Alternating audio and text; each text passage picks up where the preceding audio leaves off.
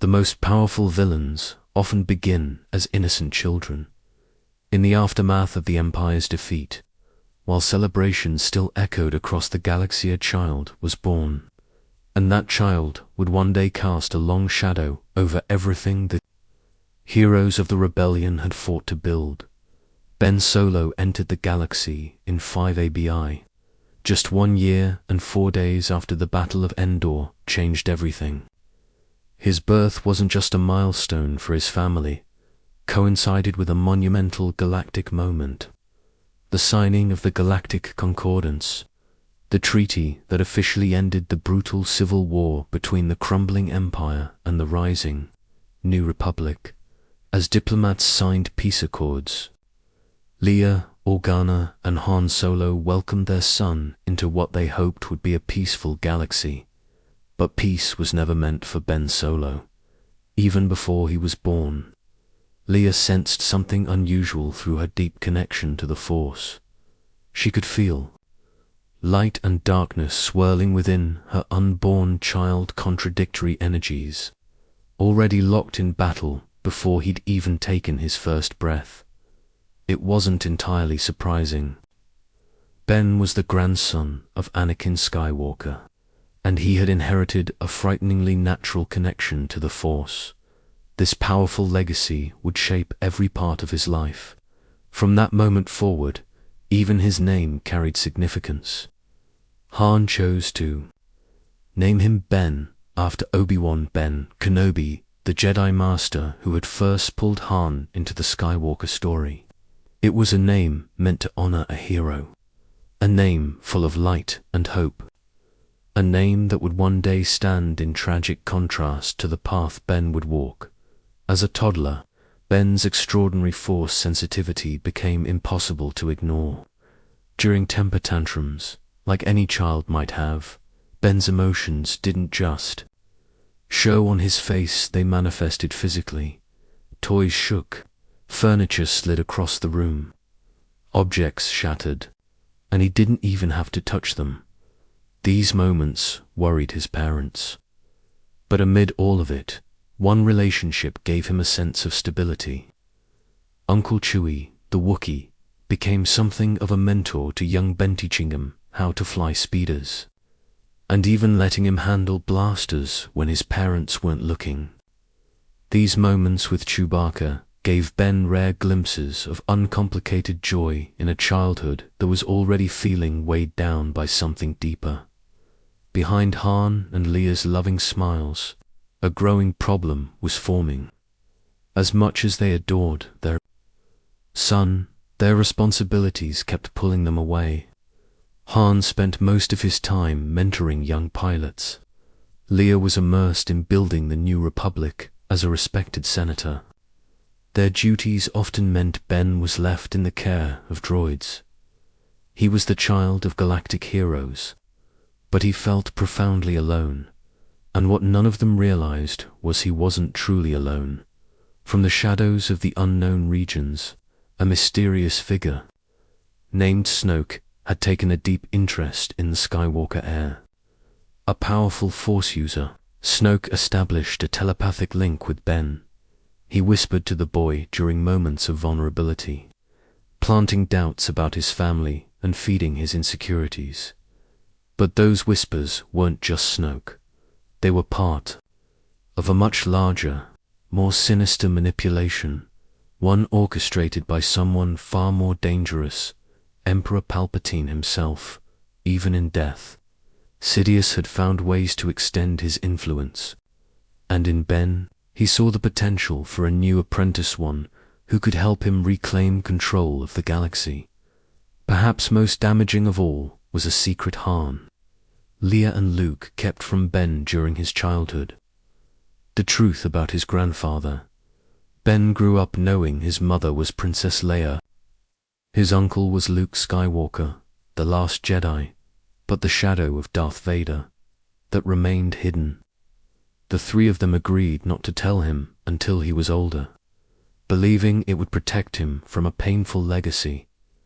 But children know when adults are hiding things. Ben could feel the weight of unspoken truths whenever his family talked about the past. It built a wall of mistrust, a wall that only grew taller over the years. Yes, there were happy moments in Ben's early life.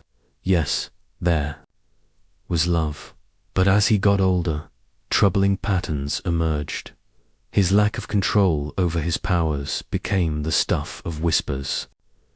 Objects broke, sometimes even exploded, when his emotions ran high.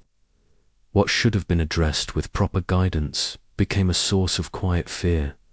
And during one especially painful moment, Ben overheard his parents talking about him. Han wondered aloud if something might be fundamentally wrong with their son. Those words cut deep to Ben. It confirmed what Snoke had been whispering in his ear all along.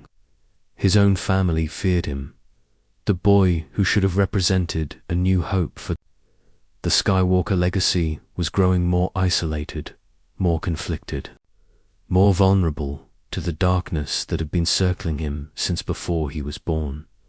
The same family that saved the galaxy from tyranny couldn't see what was happening to their son till it was too late. This is how legacies become burdens. This is how heroes can fail the ones they love the most. And this is how Ben Solo's story began, not with darkness, but with a child born into light, a boy caught between two worlds, never fully belonging to either. The boy named after a legend would one day cast aside that name and forge his own dark legacy as Kylo Ren. But that transformation was still years away, and the path to it was built from moments where things could have gone differently, where Ben Solo might have been saved from the fate that awaited him. Childhood ends for Ben Solo. That transition came earlier than it does for most. In 15 ABI, just shy of his 10th birthday, the son of heroes began a journey that would reshape not just his own future, but the future of the entire galaxy.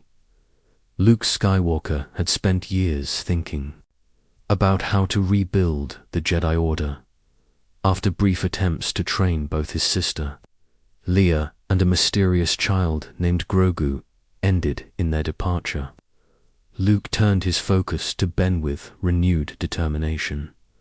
Luke saw in Ben what others feared: raw, untamed power with limitless potential. While Han and Leia worried about their son's abilities, Luke viewed them as gifts that needed to be shaped and guided. And so, the Jedi Temple on Ossus became Ben's new home. It was a world rich with Jedi history, chosen specifically to serve as the foundation for Luke's new Jedi Order. Stone by stone, Luke had built a sanctuary, preparing for the day he would finally train the first true student of a new generation. Ben Solo carried the weight of being that first. Their training didn't start in a traditional way, not in meditation chambers or sparring arenas. Instead, Luke took Ben aboard the Millennium Falcon and brought him on archaeological expeditions across the galaxy. They searched forgotten worlds, uncovered ancient Jedi ruins, recovered lost texts, and collected long-buried holocrons. These journeys built Ben's knowledge, deepened his connection to the Force, and most importantly built a bond between master and apprentice. One of their most significant discoveries came on Octutha, site of the very first Jedi Temple. There, Luke found sacred texts that would later become central to his teachings. Ben showed exceptional aptitude during these travels. His questions were sharp. His insights were deep, impressive for someone so young. But even as he grew in knowledge and skill, shadows remained. Being Luke Skywalker's nephew and Darth Vader's grandson placed an unbearable burden on a child.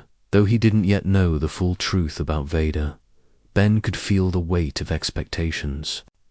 He wasn't just learning to be a Jedi, he was expected to live up to legends. One major milestone came when he constructed his own lightsaber, sacred rite of passage for any Jedi. His kyber crystal glowed with brilliant blue energy, mirroring the blades once wielded by his uncle, and his grandfather. With this weapon, Ben's natural talent for combat became undeniable. His movements were fluid, his instincts sharp, stronger than students twice his age. As news of Luke's academy spread, other Force-sensitive students arrived. Hanks, with his sharp intellect, Ty, whose calm spirit and deep connection to the Force brought peace, and V, whose determination pushed her beyond her limits. At first, Ben enjoyed the company, but tensions grew. His abilities far outpaced the others, creating an unspoken divide. V, in particular, struggled with jealousy, working harder, but never matching Ben's gifts.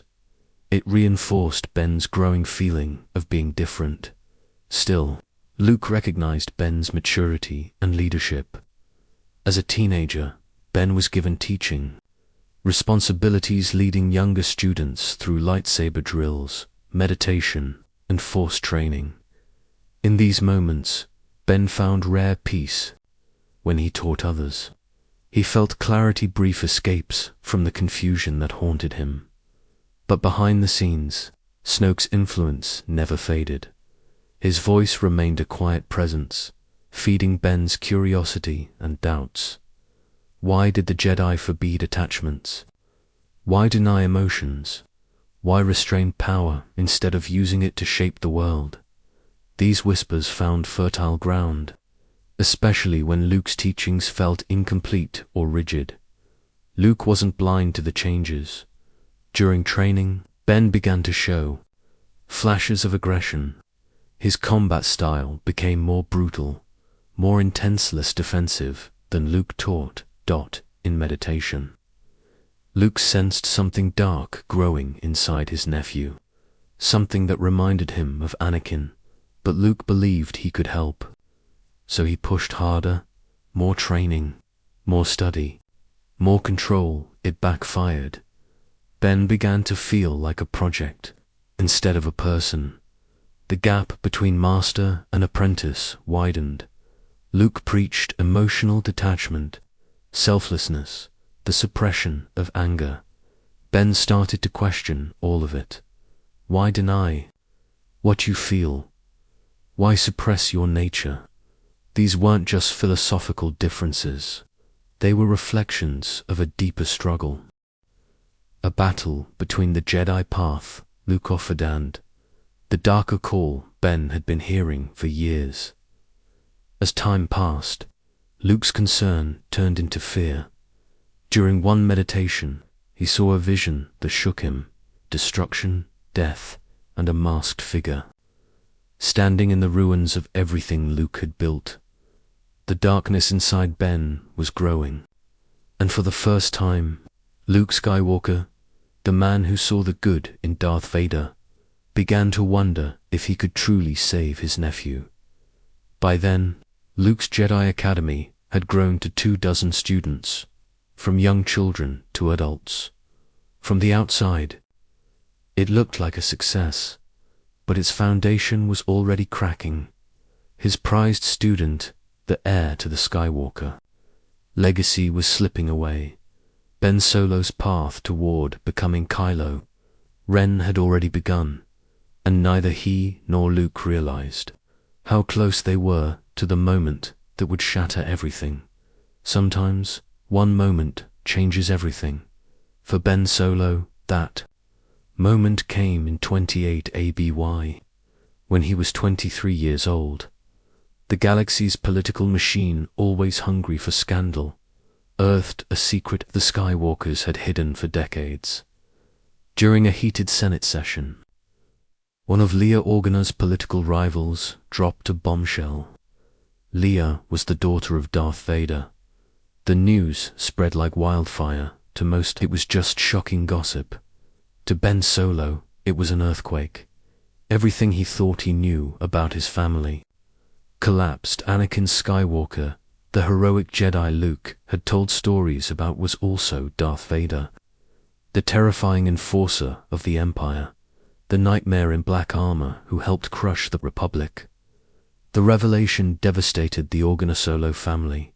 Leia, humiliated to be publicly tied to Vader's legacy, resigned from the Senate.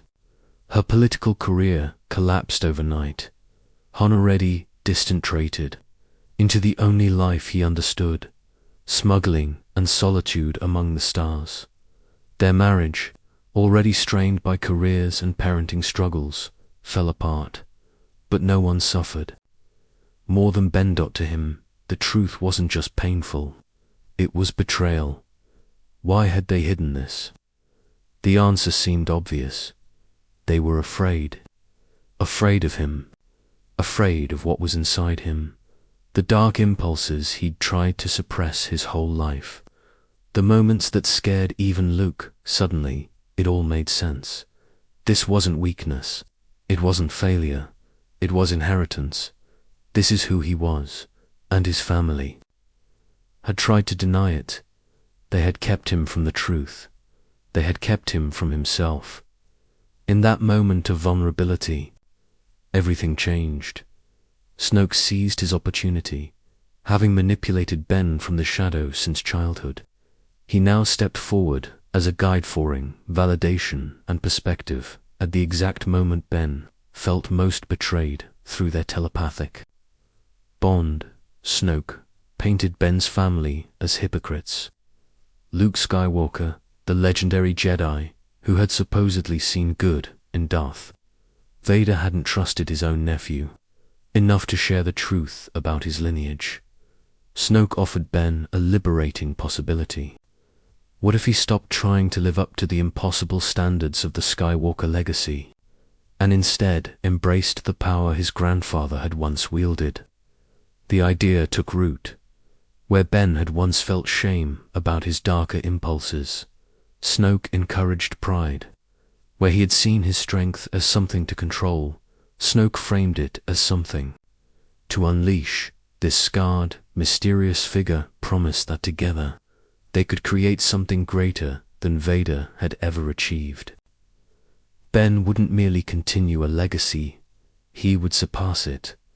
Luke Skywalker sensed the change, the darkness that had always lingered at the edge of Ben's force. Signature was now growing stronger by the day, concerned and desperate to prevent another fall like his father's. Luke made a decision that would haunt him forever. One night, while Ben slept in his hut at the Jedi Temple, Luke stood over him and reached out with the Force quietly probing his nephew's mind. What he found terrified him.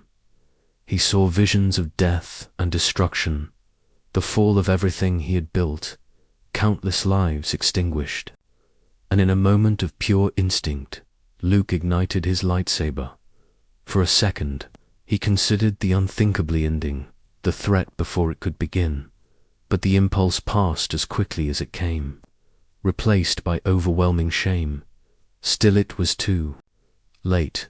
Ben awoke to find his master, his uncle, standing over him with a glowing lightsaber. In that one moment, all of Snoke's whispers crystallized into certainty. His family didn't trust him. They feared him. They wanted to destroy him. Luke's hesitation meant nothing. All Ben saw in the green glow lighting his uncle's face was betrayal, acting on instinct and raw fear. Ben reached out with the Force and collapsed the hut around Luke. But his rage didn't stop there. Years of suppressed emotion, betrayal, pain, isolation erupted like a volcano above the temple. The night sky twisted into storm clouds as Ben's fury surged through the Force. Lightning struck the ancient temple structures. Wind tore through the training grounds. Fire spread through dormitories where other students still slept. The destruction was swift and devastating. Many of Luke's students died that night, caught in the chaos of Ben's unleashed power. It wasn't a calculated massacre. It was a cataclysm born from heartbreak, the result of a young man misunderstood and betrayed, finally exploding with terrible consequences. When Hanks, Ty, and Vo returned from an off-world mission, they found only smoking ruins. At first, they thought Ben had perished too, but then they saw him standing alone amid the wreckage. When they confronted him, Ben told them what he believed was the truth. Luke Skywalker had tried to kill him in his sleep, loyal to their master. The three students refused to accept Aiton, attacked him together. The battle was short, but intense. Even outnumbered, Ben's raw power and combat skill easily overwhelmed them. He had always outpaced them during training. Now, the gap was undeniable. But even in that moment of darkness, Ben hesitated. Instead of killing them, he subdued them and gave them a choice: join him, or remain loyal to the master who had betrayed them. When they refused, he left them behind, and escaped in his personal ship, the Grimtash. That confrontation revealed something crucial. Despite his rage, despite the betrayal, Ben still hesitated to kill those who had once been his companions. The light inside him hadn't been fully extinguished, adrift and consumed by conflict. Ben sought the only guide he had left, Snoke in his fortress deep within the unknown regions. Snoke welcomed the young man with open arms, praising his power and the decision to break from his past. In their conversations, Ben expressed a desire to shed his birth name. Ben Solo was tied to legends he could never live up to a family that had lied to him and to expectations that had crushed him. He needed something new. Snoke offered a path, the Knights of Ren, a group of Force-sensitive warriors who followed no Jedi or Sith codes. The Knights operated outside the restrictions Ben had grown to resent. They could offer him a brotherhood and a path to power unchained by Jedi limits. The destruction of Luke's temple sent shockwaves through the Forzand, through the Solo family. Leia felt it the moment it happened, her son's choice. A pain deeper than any political disgrace. Han received the news in stunned disbelief, unable to reconcile the image of their son with the destruction he had caused. Their grief only drove them further apart. Leia blamed herself for sending Ben to Luke. Han, powerless without a Force bond, couldn't understand his son's struggle. Luke Skywalker, having survived the collapse, emerged to find his life's work in ruins. The new Jedi Order, decades in the making, was gone in a single night. Overwhelmed by guilt, he chose exile.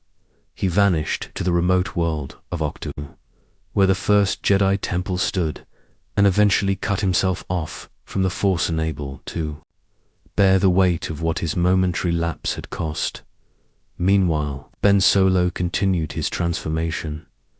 The frightened, betrayed young man was becoming someone else, someone terrifying, someone named Kylo Ren. Identity isn't something you find, it's something you forge. Having rejected the Jedi path, Ben Solo needed a new name, one unburdened by the Skywalker legacy. His search led him to the Knights of Ren. These warriors, long operating in the shadows, weren't Sith or Jedi. They hailed from the unknown regions, wielding the Force in their own way, calling the dark side simply the shadow. They took what they wanted, answered to no one. To Ben, a young man who felt betrayed by rigid ideologies, their freedom was magnetic. Their leader, a masked warrior known only as Ren, wielded an ancient red lightsaber. He sensed the power within Ben immediately, but to join the Knights' power alone wasn't enough. Ren demanded a sacrifice. Ben would have to make a significant killer demonstration that he had truly abandoned the Jedi code of compassion and restraint. While Ben wrestled with that decision, his past caught up with him. Hanks, Ty, and both the students he had spared tracked him to the Knight's location on Mimban. They hadn't given up on him. They wanted justice for the destruction of the Jedi Academy. The confrontation on Mimban's mud-soaked surface marked a crucial turning point. Ty, the most compassionate of Luke's students, tried to reach him, tried to remind him of who he was, and for a moment it worked. Ty's words penetrated Ben's defenses. A flicker of light shone through. But Ren, sensing his potential recruit's hesitation, acted swiftly in a shocking move. He killed Ty, eliminating the voice of compassion that threatened Ben's dark path. Something broke inside Ben Solo. Ty had shown him only kindness, and now he was gone. The rage that followed was unlike anything Ben had ever felt. But this time, it wasn't directed at himself or his legacy. It was focused entirely on Ren. Igniting his blue lightsaber, Ben challenged him to a duel. It wasn't just a fight, it was a transformation as they clashed. Ben surrendered to the storm of emotions he had fought against for so long above them. Lightning crackled across the sky, mirroring the storm within him. The disturbance in the Force was felt across the galaxy. Leia sensed her son's final fall and wept. Snoke smiled, and far away, in the deepest shadows of the unknown, the consciousness of Darth Sidious, the puppet master behind, Snoke recognized that another piece of his grand design had clicked into place. The battle ended decisively. Ben killed Ren, claiming victory and leadership of the Knights as their tradition demanded. But he wasn't done. Returning to where Hanks and Vo waited, he confronted them one last time. He took Ren's crimson blade and drove it through Vo's chest. With that, he severed the last threads, tying him to Luke's academy. The fall was complete. Ben turned to his lightsaber next. The blue blade of his Jedi past didn't reflect who he was anymore, but instead of discarding it, he performed a rare and ancient dark side ritual, bleeding the Kyber crystal.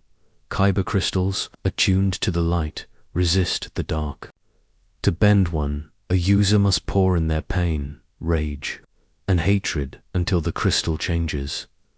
Ben gave the crystal everything: his fury at being lied to, his pain at being abandoned, his resentment toward his family. But the crystal fought back. The struggle was so intense that the crystal cracked under pressure. Unable to fully corrupt without breaking, it reflected Ben's own soul, fractured, torn, and unstable. The resulting blade was red, fiery, wild, and volatile. He crafted a new hilt to accommodate it, designing vent that released the extra energy from the damaged crystal. The result was a weapon as unstable as its wielder, a crossguard lightsaber with two smaller blades, flanking the main one. Its flickering energy mirrored the chaos still raging inside him, but there was still one piece missing: a name. He shed Ben Solo and adopted a new identity: Kylo Ren. Kai from Skywalker, Lo from Solo, and Ren to signify his new command. Even in rejection, he couldn't completely escape his heritage. Pieces of his past still lived in the name he chose to complete the transformation. He forged a mask patterned after the Knights of Ren's battle gear. The helmet did more than hide his face. It connected him to Vader. It concealed his youth. It amplified his voice with a modulator, making it deeper, more menacing, harder to read. It allowed him to bury Ben Solo beneath layers of steels, so no one could see his doubt. Not even himself. Now, as Kylo Ren, he led the Knights through the galaxies, shadow staking what they wanted, destroying anything in their way. They were feared mercenaries, but soon they would be more Snoke, satisfied with Kylo's transformation. began integrating him and the knights into the growing First Order. This military machine rising from the ashes of the Empire would be the next stage in Kylo's journey. He would no longer be just a knight in the shadows. He would become a leader of a movement meant to overthrow the very republic his mother had built. The transformation from Ben Solo to Kylo Ren was complete. At least on the surface, the son of heroes had become a warrior of darkness. The boy who trained to restore the Jedi Order now stood ready to destroy it. The child who once felt abandoned by his family had abandoned them, in return trading their name for power and a new brotherhood. And yet, beneath the mask, behind the flickering red blade, inside the heart of Kylo Ren, the light still lived, dormant, waiting for something or someone to awaken it. The completeness of his transformation was an illusion. Power isn't given. It's taken, and dark side power must be earned through suffering. Kylo Ren's training under Supreme Leader Snoke would prove just that. He quickly discovered how different this education was from Luke Skywalker's. Methods were brutal by design, meant to strip away weakness and forge strength through pain. On a desolate, rocky planet in the Wraith system, Snoke made that point clear. Without warning, he hurled Kylo off a sheer cliff with the Force. As he plummeted towards certain death, Snoke's voice echoed in his mind. Turn fear into anger. Turn anger into power. Only by surrendering to that rage tapping into the raw dark side did Kylo manage to survive the fall. Where Luke had taught patience, Snoke taught pain. Where Luke valued control, Snoke demanded fury, and the lessons continued. One of the most important came on Dagobah. Snoke brought Kylo to the same darkside cave where Luke had once faced his own demons. Inside this nexus of shadow, Kylo confronted Force-generated visions. Luke, Han, Leia. When he saw Luke, he struck him down without hesitation, slicing through the phantom with savage satisfaction. But when visions of his parents appeared, he froze, despite his new identity, despite all his training. Something inside him couldn't symbolically kill them. The hesitation made him furious. Outside the cave, he unleashed his rage, swinging his lightsaber wildly, boiling the swamp water, destroying the trees, trying to erase the proof of his own weakness. And through it all, one obsession kept growing: the legacy of Darth Vader. He recovered his grandfather's charred helmet from the Ender funeral pyre, and he built a shrine where he would go to commune with it.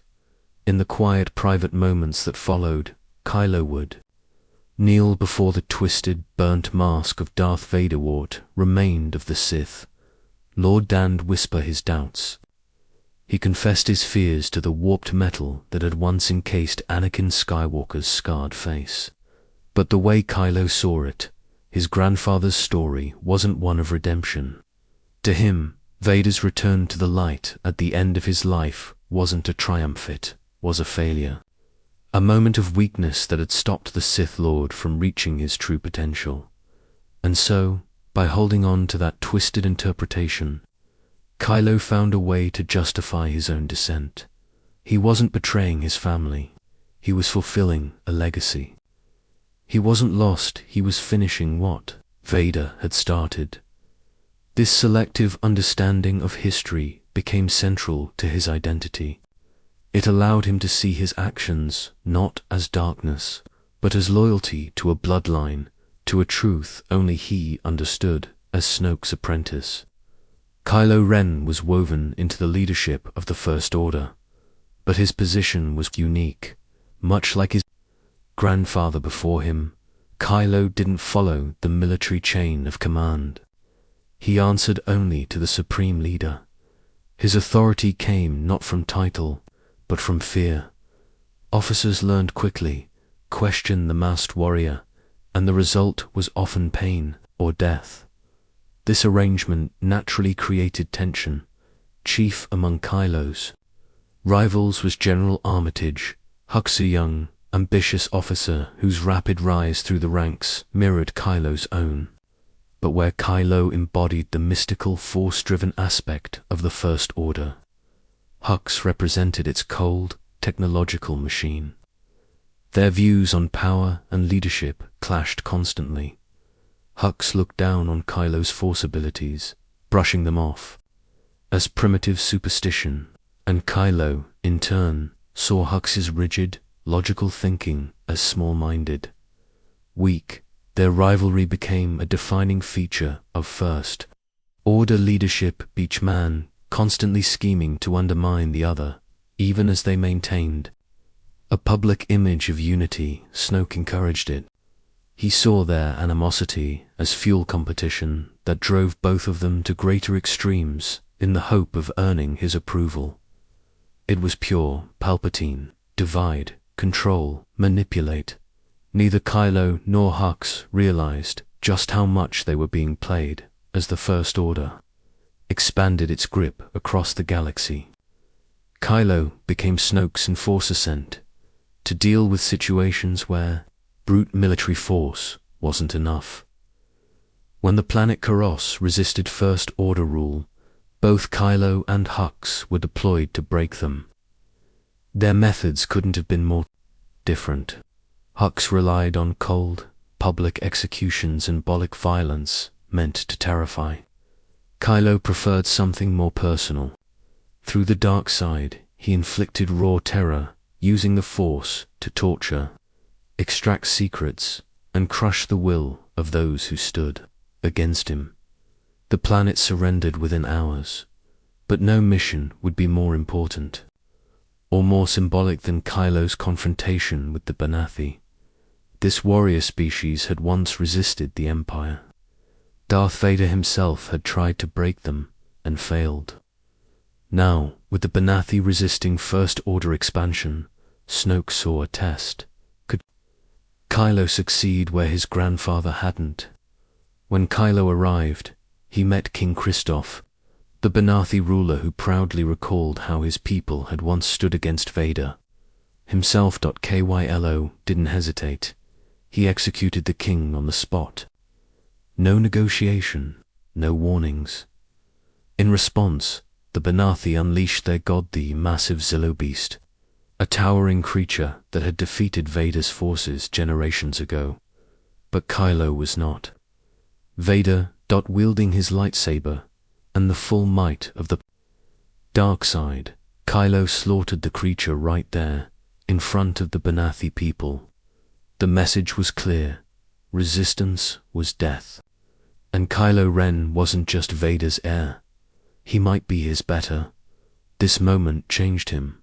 For the first time, Kylo had truly stepped out of Vader's shadow. He had done what Anakin Skywalker couldn't.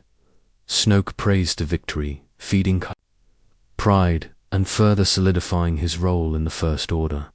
But beneath the surface, cracks remained. Kylo was still haunted by doubt. His failure in the Cave of Evil on Dagobah wasn't an isolated event. During meditation, he would sometimes feel it his mother's presence, her love, a connection he could never fully sever. Noticed, and he mocked it constantly. He insulted Kylo's obsession with Vader's helmet, calling it childish mimicry. He mocked the mask, questioned Kylo's strength, and coldly highlighted every failure and hesitation. It was all by design. Didn't want Kylo to be balanced. He wanted him insecure, unstable, powerful, but never truly whole. Because Snoke wasn't what he appeared to be. For all his strength, Snoke was a puppet, a creation of the long-dead Emperor Palpatine. From his hidden fortress on Exegol, Palpatine had pulled the strings, designing Snoke to mold Kylo Ren to shape him into a weapon. Snoke's harsh training, the psychological games, the rivalry with Hux, All of it was meant to serve one purpose: to forge Kylo into a vessel strong enough to be useful, but broken enough to be controlled. Kylo never knew. He believed he was choosing his own path, breaking free of the Skywalker and Vader legacies, to forge something new in truth. He was still a pawn moved across the board by a master he couldn't see. Legends cast long shadows for the First Order. None cast longer than Luke Skywalker. Though the Jedi Master had vanished, his name alone was enough to inspire rebellion. As long as he lived, there was a chance, however small, that he could return, train a new generation of Jedi, and ignite the spark of resistance. For Snoke and Kylo, that couldn't be allowed. The search for Skywalker became an obsession, and then a breakthrough. A fragment of a map had surfaced, a piece of the puzzle, pointing to Luke's location. It was in the hands of Lord San Tekka, an old explorer and member of the Church of the Force. In the years after the Empire's fall, he had traveled with Luke on sacred missions to rediscover ancient Jedi knowledge. It was San Tekka who had helped Luke find Octu, the site of the first Jedi Temple. The First Order tracked him to Jakku, a remote desert world, and Kylo Ren personally led the assault. Their target was Tuonyel, a small spiritual village where San Tekka had taken shelter. When the attack came, it wasn't a battle. It was a slaughter.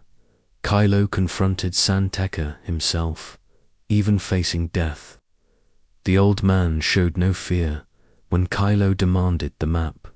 San Tekka refused, declaring that the First Order had risen from the dark side and would never control him. And then, in a quiet moment that cut deeper than any blade, he said Ben Solo's name, the name Kylo had buried. It hit like a punch to the soul. Without hesitation, Kylo ignited his lightsaber and cut the old man down. He wasn't just silencing San Tekka, he was silencing the truth. Meanwhile, Resistance pilot Poe Dameron had witnessed the execution. Before he was captured, he hid the map inside his astromech droid, BB-28, sending the droid rolling into the desert. Kylo, using a brutal force ability called mind probing, tore the information from Poe's mind. He now knew the droid carried the map and was still on Jakku. But something else happened that night. A stormtrooper designation FN-2187-defected, helping Poe escape. He crashed back to the planet and eventually crossed paths with a scavenger named Rey, who had unknowingly found BB-8 when Kylo heard the droid had escaped aboard a freighter. He was struck by a detail that made his blood boil. The ship was the Millennium Falcon, his father's ship. The mention of it triggered a violent, emotional outburst. A reminder of his past, of everything he was trying to bury. The search led to Takodana, where Kylo once again led the assault.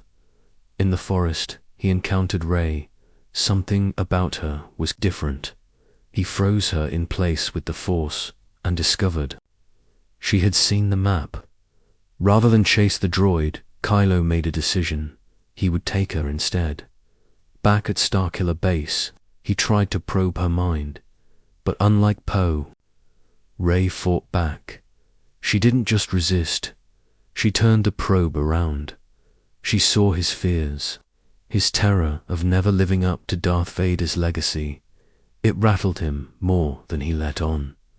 Meanwhile, the Resistance launched a desperate assault on Base. In the chaos came a moment Kylo never expected. A confrontation with his father.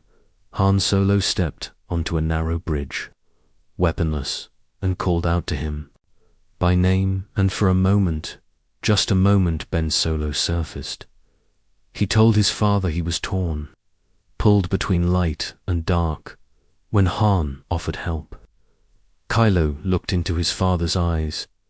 Izand ignited his lightsaber. As Han fell, he reached up one last time to touch his son's face. Kylo thought killing him would sever the last tie to the light, but it didn't. Single quotes. It left him more shattered than before. When Chewbacca saw it, he fired, hitting Kylo with a bolt to the side, leaving him bleeding and limping. In the snow, Kylo pursued Rey and Finn. Though injured, he easily overpowered Finn, wounding him with Anakin Skywalker's old lightsaber. But when Kylo reached out for the weapon, it flew past him and into Rey's hand. They fought, and Rey, tapping into the Force, unleashed something wild and powerful, defeating Kylo and scarring his face. Only the planet's collapse saved him. Snoke was furious. Kylo had lost the map, lost the weapon, and lost the battle. The Supreme Leader mocked him, calling him a failed apprentice, a child in a mask, a disappointment. Kylo had thought killing Han would make him stronger. Instead, it had made him weaker. The failures at Starkiller Base weren't the end of Kylo Ren. They were the beginning of a deeper unraveling, and yet they set the stage for what would come next. The sudden rise of something he never expected. A connection with the one person who saw him not as Kylo Ren, but as Ben Solo. A connection that would challenge everything he believed. Aboard the throne room of the massive mega-class Star Dreadnought Supremacy, Rey came face to face with the full, intimidating presence of Supreme Leader Snoke. The disfigured Force user towered above her, showing the terrifying extent of his power by violently invading her, mind-torturing her for any knowledge she had about Luke Skywalker. Kylo Ren knelt nearby throughout the ordeal, his face unreadable behind his mask, giving no hint of where his loyalties lay. Then came the moment that would change the galaxy forever. Believing he had full control over his apprentice, commanded Kylo to kill Rey. He placed her lightsaber on the arm of his throne and ordered Kylo to fulfill his training by killing what he believed was Kylo's most significant emotional attachment. But Snoke had underestimated what he had created. All his manipulation, all his cruelty, all his constant belittling had bred not loyalty, but resentment in Kylo. As he raised his hand, it wasn't to strike Rey down. Instead, he used the Force to turn Rey's lightsaber right there on Snoke's throne so that it pointed directly at Snoke himself. Before the Supreme Leader could react, Kylo ignited the blade remotely. It sliced straight through midsection in one decisive, silent act. Kylo saved Rey and killed the master who had controlled him since childhood. What followed was a moment of pure synchronicity. Without speaking a word, Rey and Kylo turned and stood back to back down Snoke's elite Praetorian guards. 8 warriors in crimson armor, trained specifically to fight Force users, closed in on them despite having never fought side by side before. Kylo and Rey moved as if they had trained together for years, complementing each other perfectly in a graceful, brutal rhythm. Their coordination was so seamless, so precise, that it revealed something deeper than training. Their connection went beyond Snoke's manipulations. It was something else, something real. When the last guard fell, and the throne room fell silent, Kylo turned to Rey with a surprising offer. He extended his hand not to dominate, but to build something new. He didn't speak of ruling the First Order in Snoke's name. He didn't want to be another Darth Vader. He spoke of letting old things die, leaving behind the ancient war between Jedi and Sith, breaking free from the endless cycle of rebellion and oppression that had trapped the galaxy for generations. For a moment, Kylo Ren showed Rey his true vision. But despite his vulnerability, despite everything, Rey refused. She couldn't walk away from the resistance. Her friends were still under attack. Their brief alliance crumbled as they fought over Anakin Skywalker's lightsaber, each using the Force to pull it toward themselves until the strain caused the weapon to split in two. At that moment, a massive explosion rocked the supremacy. General Hux soon arrived to find Snoke's corpse and Kylo unconscious. For a brief second, he considered killing his rival, but Kylo woke before he could act, immediately declaring himself Supreme Leader. Hux hesitated, so Kylo used the Force to choke him into submission. It was a brutal, swift assertion of power. No one questioned it again. Kylo's first act as Supreme Leader was to launch a full assault on the mineral planet Crate, where the remaining Resistance fighters had taken shelter in an old rebel base. His obsession, especially after Ree's rejection, hardened. He was more determined than ever to crush the Resistance entirely. Kylo personally led the attack across Crate's White Salt Flats, commanding a line of ATM-6 walkers and a massive siege cannon meant to blast through the base's reinforced doors. When a lone X-Wing approached, Kylo lost control. He ordered all weapons to fire because the pilot was none other than Luke Skywalker. Luke, who had once betrayed him in his sleep. Luke, who had survived. But despite the full barrage, Luke stood unscathed, enraged.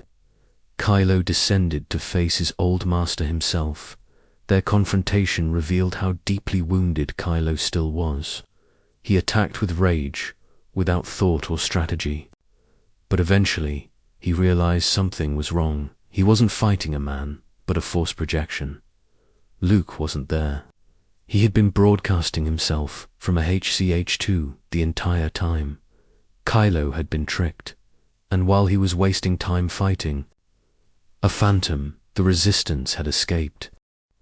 As the Millennium Falcon flew away, Kylo dropped to his knees, humiliated, outmaneuvered once again by the Jedi he had tried to destroy. The failure didn't end there.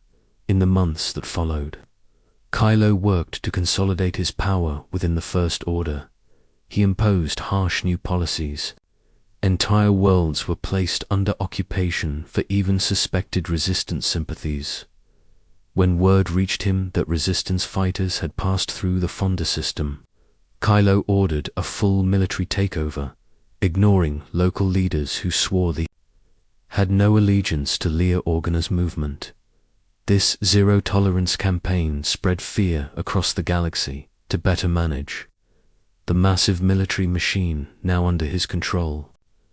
Kylo formed the Supreme Council, a group of high-ranking First Order officers that included Allegiant General Pride, an old Imperial loyalist who had once served under Darth Vader himself.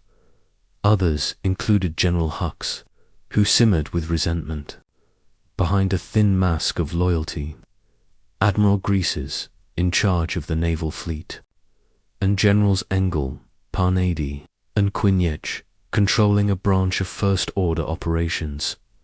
Kylo believed that by keeping all the power players in one room, he could watch them more easily and maintain control, unlike Snoke, who had kept his advisors at a distance.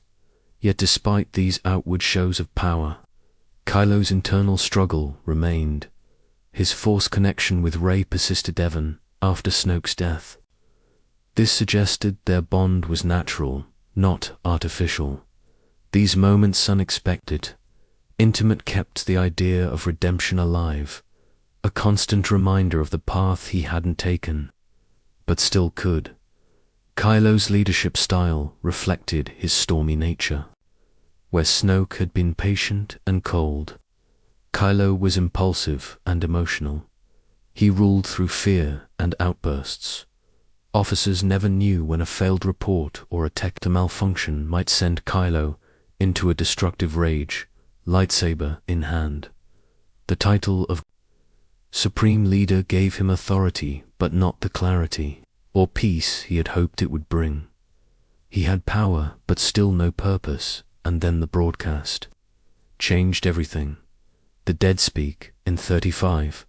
Abi, a mysterious message echoed across the galaxy. The voice was unmistakable. Emperor Palpatine had returned, supposedly dead since the destruction of the second Death Star. His reappearance shattered everything Kylo thought he understood. Determined to eliminate any rival to his rule, Kylo set out to find the source.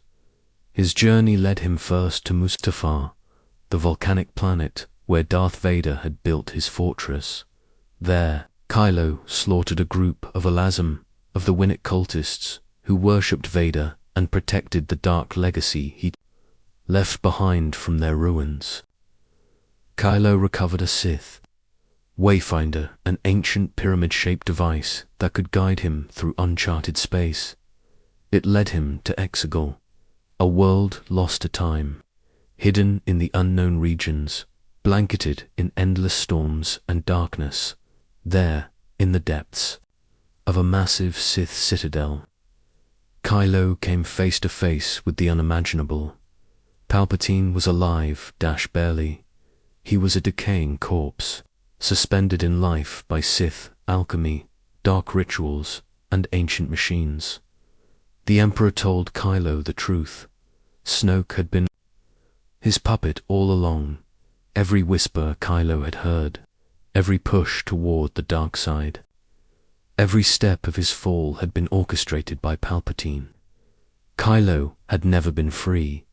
The Emperor had been manipulating him since the beginning. This knowledge would have broken most people, but Kylo stood firm. Palpatine then offered him a bargain. He would give Kylo a massive fleet, thousands of planet-killing star destroyers. But on one condition, Kylo had to kill Rey to sweeten the offer. Palpatine revealed a final, devastating truth. Rey was his granddaughter, a Palpatine by blood, a dark mirror of Kylo's own Skywalker heritage. But Kylo didn't see her as a threat. He saw a chance. He had no intention of serving Palpatine. Armed with this new knowledge, he reached out to Rey, reveal their true bond. They were a dyad in the Force, two beings, one connection, a power unseen for generations. Their bond allowed them not only to speak across light years, but to physically interact. It explained their perfect synchronicity in battle. It explained why they couldn't let go of each other. Palpatine wanted that power, but Kylo had other plans. He followed Rey to Pisana, where she searched for another way. There, he told her the truth about her lineage, hoping it would shatter her, just as learning about Vader had once broken him. But Rey refused to join him. The pursuit continued to Kijimi. Again, he confronted her. Again, she resisted, but underneath their conflict was something more understanding. Even intimacy. Their final confrontation took place on Kef Bir, among the broken remains of the second Death Star, amid crashing waves and twisted metal. They dueled. It was brutal. Raw Kylo began to win. But then Nick happened. Leia Organa reached out to her son with the last of her life. Her voice, her love. It hit Kylo like a physical strike. He faltered, and Rey seized the moment, paling him with his own lightsaber. But as he collapsed, something changed. Feeling Leia's death and seeing Kylo's grief, Rey made a choice. She healed him. She gave him her energy, her light. Before leaving, she told him the truth. She had wanted to take Ben Solo's hand, not Kylo Ren's, and that changed everything. Alone in the wreckage, Kylo faced the emptiness of his choices. His mother was gone. His father had died by his hand. Then he saw him tone Solo. Not a Force ghost. Not a vision. Just a memory. but a memory powerful enough to make him finally say the words, "Dad." "I know," Han replied. And with that, Ben Solo threw away his lightsaber, casting off Kylo Ren forever. He raced to Exegol not as a supreme leader, but as a man trying to do the right thing. He arrived as Rey stood alone before Palpatine. With only a blaster, Ben charged through the Citadel, taking on the Knights of Ren. Even unarmed, he defeated them with purpose and clarity. Then, through the Force, Rey passed him. Anakin's lightsaber, side by side, they fought against the Emperor, Skywalker, and Palpatine united. Palpatine changed tactics. He didn't want to kill them. He wanted to use them.